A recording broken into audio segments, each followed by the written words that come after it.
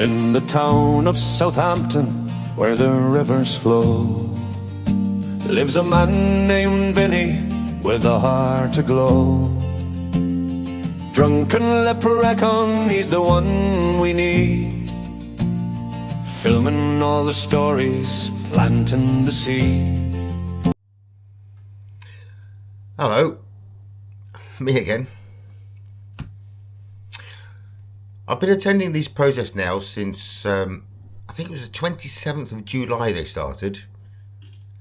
Now, I've never gone down there to the Highfield House Hotel as a protester.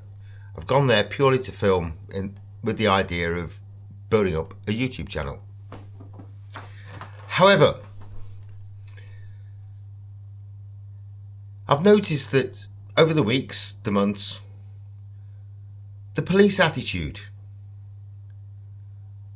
the clear and obvious two-tier biased policing.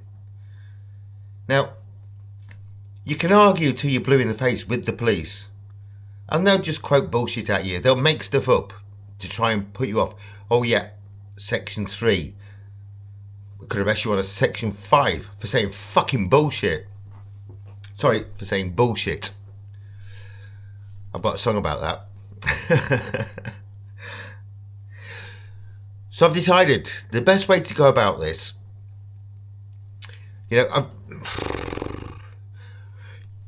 got people on the left who constantly complain to the police. And guess what? They seem to get their way. So why not play them at their own game? I think it's time that we all bombarded the police with complaints about their two-tier policing, about their biased attitude, the way they treat the right and the way they treat the left. Now, I've got so many videos on my YouTube channel looking at that pick up on the two-tier policing. I mean, there's obviously WPC, what's the number?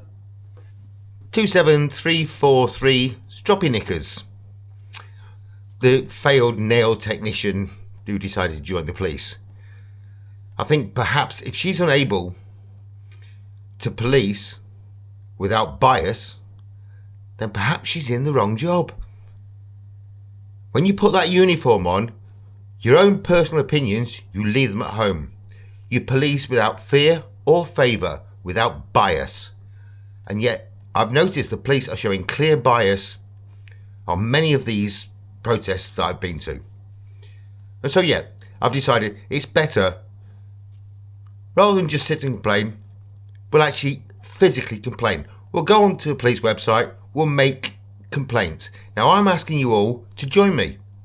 There's plenty of video evidence out there, not just from my videos, but from many other...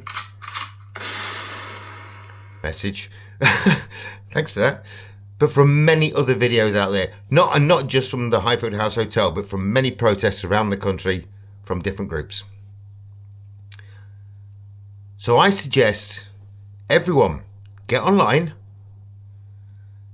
bombard the police with complaints. Eventually, they're going to have to look at it. They're going to have to take this seriously. We're going to keep them busy if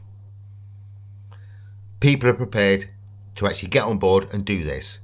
Now, yeah, it's fine standing outside of a hotel protesting. What does that achieve?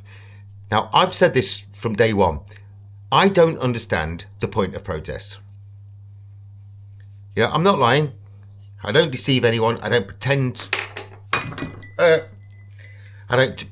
be anything I'm not. I am simply there to film, to record, to document what goes on.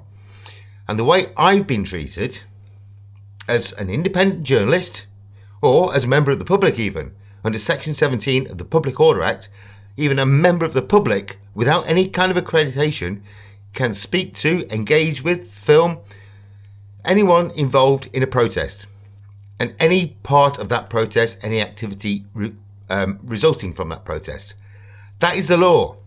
And the police do not have the power to stop you from doing that. And yet they still do it. They still push me around.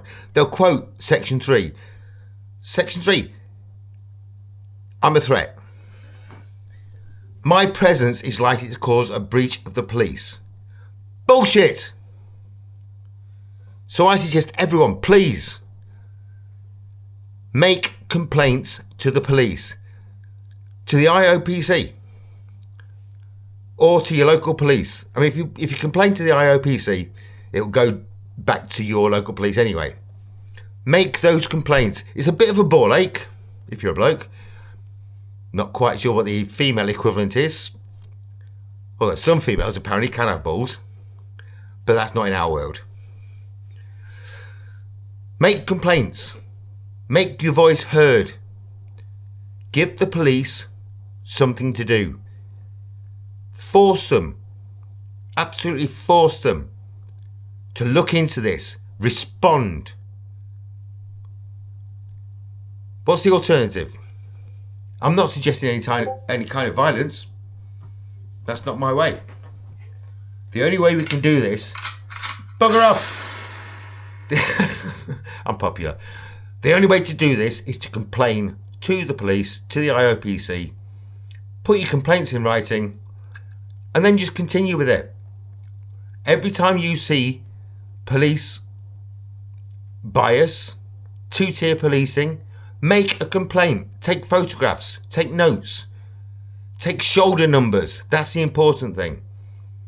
Report every copper who doesn't do their job properly, who doesn't police without fear or favour, who clearly shows their bias when they're on duty. Because they're in the wrong. They should not be in that job. We all know the police are corrupt. I mean, some police officers just been given additional life sentences for raping kids.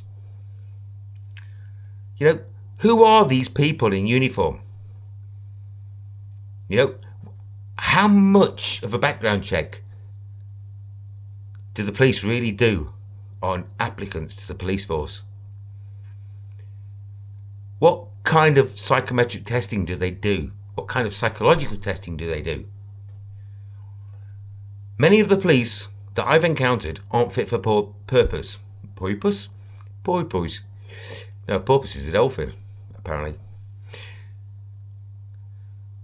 But seriously, folks, we need to make a stand. A legal stand, a non-violent stand.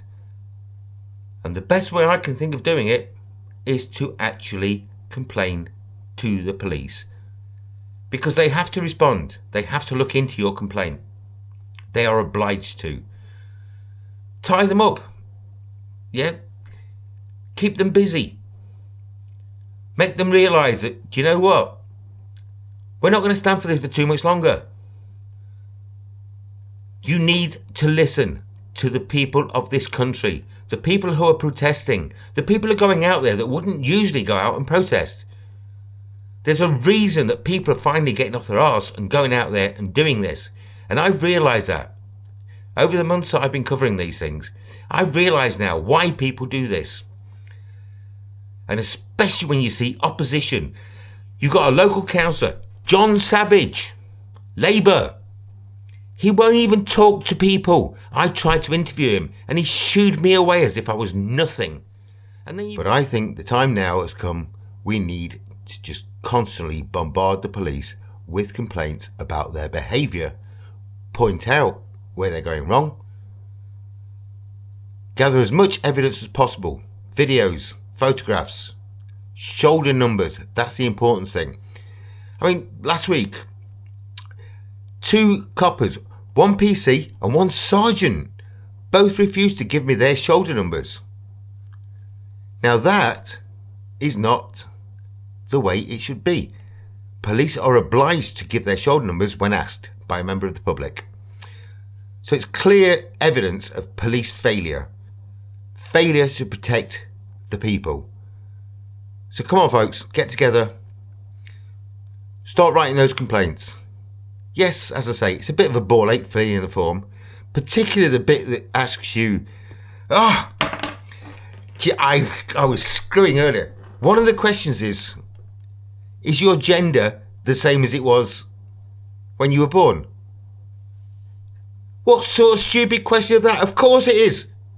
It's fucking obvious. Biology's real. I was born male. I'm still male. I can't identify as anything else other than male.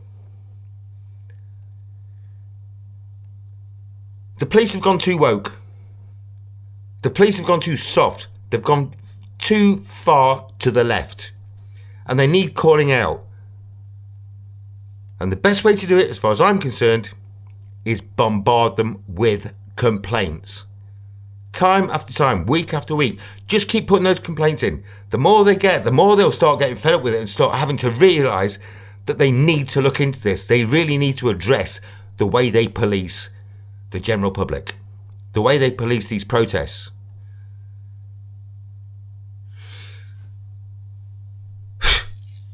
Well, that's my rant for today. For those who are watching, I hope you've enjoyed it. I hope you've subscribed. Click the like, share, make a comment. But apart from that, that's about it. Next. Vinnie King, the voice of the street. With a pint in his hand, he'll never retreat. Calling out the bastards, he's a man on a quest. For the oppressed and the little, he'll never rest.